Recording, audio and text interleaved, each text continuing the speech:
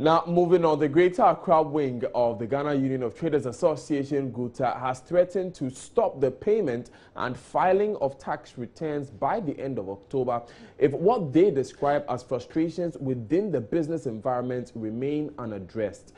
The association is upset about foreign nationals disregarding the rules of the Ghana Investments Promotion Center GIPC legislation, which bans them from engaging in retail business. Richard Amamu is the Public Relations Officer for GUTA in the Greater Accra region. He's joined us here. Thanks for your time, Richard. Thank you. So, how is the flouting of the GIPC Act 865 affecting your business? Thank you very much. And let me say hi to all your viewers. In the first place, when you look at the cost of shops in the market, now you have to cough up between $100,000 to $150,000 just to take just 6x6 or 5x5 feet shop in Mokola or in its environs. And why is this so? Because we believe that because of the presence of these foreigners, because the foreigners are ready to pay. Ghanaians, where are we going to get the money? No banking institution is ready to give you that much money to rent just a shop. So we believe strongly that we have a law in the system. The GIPC Act 865, Section 27(1), categorically, let me paraphrase it, reserve the trading aspect for Ghanaians. So it's a no-go area for non-Ghanaians. It is not for nothing that framers of this very constitution did so, because of what we are seeing today. And we are telling the government that they should see to it that they implement the law. Now, Mr. Amamu, how do we know that these factors that you are spelling out, the increase in price of stores, for instance, is attributed specifically to the presence of foreign nationals? Yes, because the foreign nationals are ready to pay.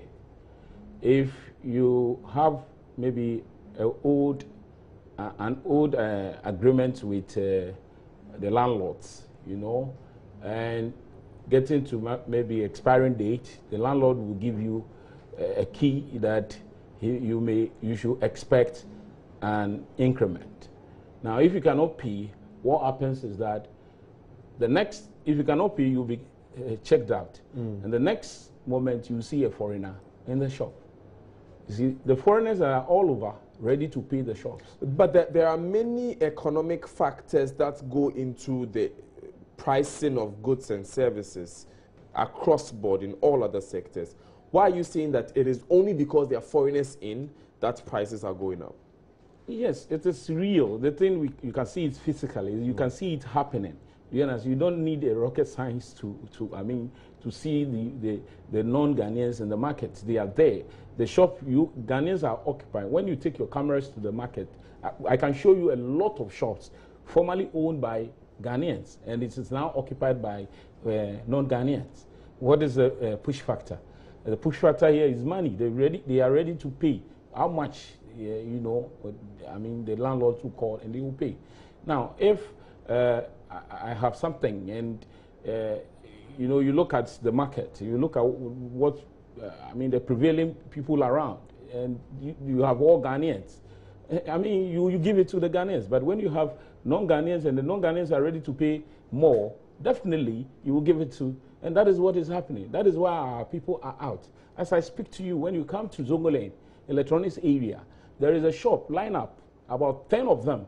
They've been given up to this year to quit because they are not ready to pay. The money that they are calling, money that they are calling, they are not ready to pay. Now, in a lot of other sectors in our economy, foreigners are allowed to operate. And you find that local Ghanaian businesses are competing. Some would even say that in the banking sector, for instance, it has increased the quality of services that go to the customer. Why can't your sector also compete?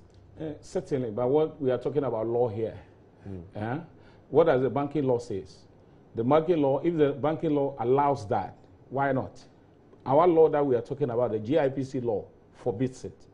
Are we trying to circumvent the law? or are we trying to do selectivity here? What we are saying is that is, so far as trading is concerned, this is the law that we have. It forbids non-Ghanaians entering into the retail sector. Now, let us not forget, when you look at that same act, Act 865, the section 28(1), when you look at that very act, also tells you that if you are a non-Ghanaian and you wanted to enter a trading aspect, there are rules that you must inject $1 million into the system. You employed at least 20 skilled Ghanaians. You see, so it's not like foreigners, and it's entirely, because that is why when you see Malcolm, you see Lava, they are all in the market. But why are we on that? We are not on them. No, because they have gone through the GIPC law and they are going accordingly. And so there is no need, fighting them. But when you look at what we are doing now, those people are illegal. Let me say illegal immigrants. Let me put it in a way that they are there illegally. And they are flouting our law with impunity. And that is what we are calling the government. And that is the promise the government gave to us. So we are not calling anything new. What we are saying is that they should implement the law. As a result of these people, the presence of these people, we are not able to sell. If you cannot sell, where are you going to get the money to pay the tax? So you have just referred to what government promised you. Certainly. Have you spoken to government, and what did they say? Yes, we've met. You remember there was a time the GIPC boss made a statement like Ghanaians don't need protection, but they need incentives. And based on that statement, we met with the GIPC boss and had a discussion. This foreigners issue was number 2 on the list, and we discussed it. And it's like they are going to do something about it. The issue is, we stated categorically, it's not that you are going to do something, you must implement the law. That is what you promised us. So that is what we are expecting, that they should, see to it that they implement the law. So we had a lengthy chat. So, and from there we met the Trade Minister, Honorable Alan Chamartin, and we discussed. We had a lengthy discussion. And the question is, he's also ready to, but we are in the 9th month now, and nothing seems to be happening. And our capital keeps eroding. Do you understand me? So look at the capital, the cost of capital in Ghana today. It's ranging between the 30% to 36%. And even the policy rate, I don't see it affecting the interest rate, you see. So what we are looking at, we are just dealing with real issues. Okay. You see, real issues. It's those things are happening. Now, Mr. Mamu, when was the last time you engaged any of these government officials you named? Oh, around, I think March thereabout, we engaged the Trade Minister and then the GIPC boss, yes. And since then, you've not seen or heard anything to show that they will do what they themselves said they will do? At every forum, we try to speak about these issues, because these are something that, successive government have promised, and we keep on saying. So no government can say that, they don't, have idea of our problem, because we have met them severally in the past. During the campaigns and what. You met them when they were in opposition. Yes, during the campaign. Yes. GUTA as a whole, we created a platform for all the political parties, and fortunately, or unfortunately, MPP came. NDC decided not to come. Other parties like Pakuisu Indom's party and the rest, they also did not come. But MPP was there. And then we put this problem before them. And Nanado did not mix words at all. Sorry, His Excellency Nanado did not mix words at all. He was so emphatic that when he gets the nod, he will implement the law. So now you have the power.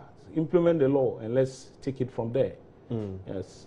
Right. But you see, refusing to file your tax returns is a criminal offense. Are you saying that 2 wrongs make a right? You're going to use a wrong to answer a wrong? Certainly not that. What we are saying is that you must sell.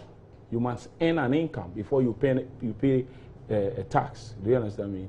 3% rate is a consumer tax, right? You have to collect it from the consumers. And if you don't sell, where are you going to get the money? You see, unfortunately, some of our traders find it difficult to do competition. So that is the reason why we were chasing 3% and those things. We make it very simple for them to do the competition. So if the person is not getting the money, where is he going to? And formerly they were using their own money for fear of victimization. You see, so, you know, what generated the whole furore again now is that we were trying to educate our members because we call for the 3% flat rate. Okay. And it has come. We're trying to tell them that please go and pay, file your this thing. And their issue is we can't sell. We are not selling. So where are we going to get the money to file? Do you understand me? Because you must sell before you file. Why are you not selling? The presence of the foreign non-Ghanaians are hampering in our business. And so we can't get the money to pay. And we felt that they have a genuine case. So when you look at the press conference, you will see that most of the members who there are mostly executives. They are mostly executives. And sitting, for Greater Accra, you see, because we felt that the complaints are coming. Okay. We have to, and they are genuine complaints. So you have to act in response. Certainly so, because if at the end of it all, we are not paying the 3%, what will government say? We gave you the 3% call that we allowed this 3% thing that you call for. Now you are not paying. Why? So we are telling them that this is the problem at stake. They must look at it. It is also backed by law. So when they implement the law, it's not like you are victimizing a foreigner. We have a law. We are an independent country. And certainly the law must work. We don't want to engage in selectivity, which we believe government is doing. What is good for the goose is good for the gander. Is that not it? That's what certainly. So that is all that we are calling for. Right. And thank you very much, Mr. Richard Amamu, for your time. He's a public relations officer for the Ghana Union of Traders Association here in the Greater Accra region.